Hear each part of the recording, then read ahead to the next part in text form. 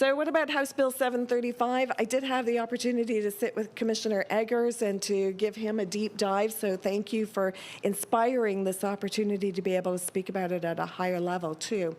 House Bill 735 was signed into law last June, and it in effect eliminates all local specialty licensing effective July 1st, 2023. And the rights that were granted to the PCCLB to licensed contractors are granted under the Special Act, which we refer to as 75489 under the laws of Florida. That is a state statute that gives us in Pinellas County the authority to issue these local licenses. Then House Bill 735 basically contradicts those rights and supersedes those rights and has eliminated our ability to license those specialty contractors. But it is also the Special Act that gives us our authority and duty and requirement for, because we are county-wide, for all municipal building departments, including Pinellas County Building Services and St. Pete Beach Building Department, it requires them to confirm the license status of any contractor before they issue a building permit. And that is also a state statute, and it is reiterated in the, under the Special Act. So what that means is that there is a direct relationship between when a building permit is required for construction and the licensed contractor who can perform that work. And one of the challenges that we have identified, and we identified prior to the adoption of this bill, we've been screaming out to the masses, anybody who will listen, that here's one of the impacts, perhaps an unintended consequence of House Bill 735, is that contractors who have been performing their trade in Pinellas County have been compliant with their license, go to the building departments, do the proper thing by getting their permits. As soon as we eliminate their license, those contractors will no longer be allowed to pull those building permits. And you might remember when we were here for our budget meeting, I had told you the story about our pile driving experience, where we had recommended as a department to our PCCLB board we were looking to eliminate some local licenses on our own, doing an internal evaluation. We recommended to the board that we eliminate the pile driving license because pile driving can be done by a general contractor or a marine specialty contractor. And so, you know, there were very few contractors who were impacted by this. We made that recommendation and the board accepted it. And in November of the year prior, 2020, the board confirmed the elimination of the pile driving classification. We let the contractor know that he no longer had to require a license in that field. And 3 months later, he went to pull a permit at the building department in Pinellas County. But they declined to issue that building permit to him because the work did not qualify under his marine specialty contractor's license, which would allow him to build piles out on the water, but he did not have the general contractor's license to be able to do piles on land. It was his pile driving license that allowed him to do this work on land. He had been doing it for 25 years. Our well-intentioned decision to eliminate that classification had an unintended consequence by prohibiting him from doing the work that he had been able to do. That's when all the the lightning struck and the bells were ringing and going, okay, here's the real impact of this proposed legislation. And I had the privilege of working very closely with Brian Lowak as we tried to let all of the influencers know what the impact would be. The one thing that the House Bill 735 does do is it confirms our continuing right to license journeymen, which are apprentice licenses. And it did eliminate one classification, but there were 0 contractors who were impacted by that. It does have a financial impact on the department because now House Bill 735 is dictating the level of fees that we can charge for journeyman applications. And so our current fee has been $75. It's been that for as long as I've been associated with the department, for 4 years. But now, under House Bill 735, effective July 1st, 2023, that will be a maximum of $25. So there is some impact, financial impact on the journeyman side. But with the elimination of these 18 specialty licenses, as I said, there are about 1,400 contractors who are impacted. Some of the classifications that are impacted will have no effect, or those contractors will still be able to get up and continue their business the day after it goes into effect. Those would be painting contractors, tile and marble contractors, and cabinet specialty contractors. In most cases, none of that work requires a building permit, so those contractors will still be able to continue their trade without impact. There is a specialty called the finished carpentry specialty, and a finished carpentry is just below the trade. The scope of work is just below that of a carpentry specialty contractor.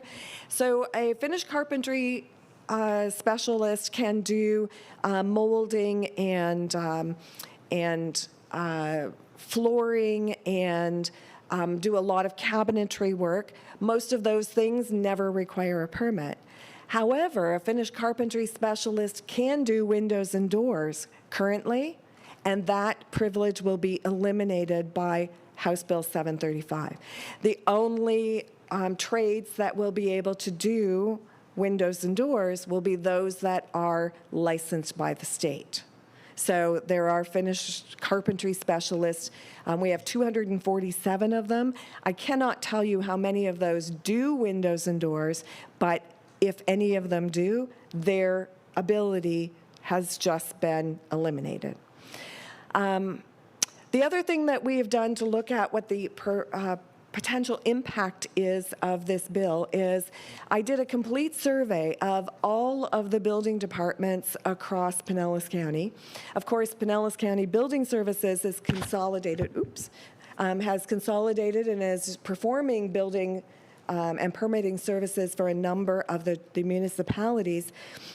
But in effect, I found 17 different permitting agencies across the county.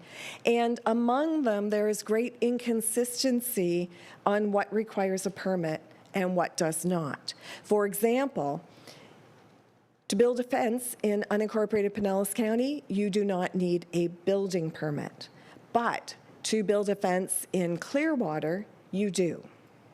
To do drywall work in Pinellas County, you don't need a building permit until it reaches above a certain square footage. It's a high level. However, in St. Pete Beach, where much of the territory is below sea level, they do require a building permit for drywall. So we have some inconsistencies where a contractor, my neighbor is a fencing contractor, he can continue building fences in unincorporated Pinellas County because it doesn't require a permit, but he can't build a fence in Clearwater after his local specialty has been eliminated. So there are other contractors as well that may be affected by this: flatwork masonry, paving specialty contractors, plaster and stucco contractors. It depends on the nature of the work that they're doing and the jurisdiction in Pinellas County where they are doing that. Now, one of the things that we are taking the initiative on is that the PCCLB will be in one of our strategic plan elements for 2022 is to host a series of roundtable discussions for all of the municipal building departments, any of those, kind of an open door invitation where we can talk about some of these inconsistencies in permitting. We can talk about new technologies. We can talk about other challenges that are faced across across this common element. So we have proposed our very first roundtable discussion for the end of January, although I must confess, we might want to wait and put it the second week of February so we can get through the COVID curve that we're on. Because for us to have the real impact, it should be an in-person meeting, right? So we can really facilitate discussion about things like this. But I also want you to know that on the PCCLB board, there are 4 building officials. So they're part of my constant consultation group.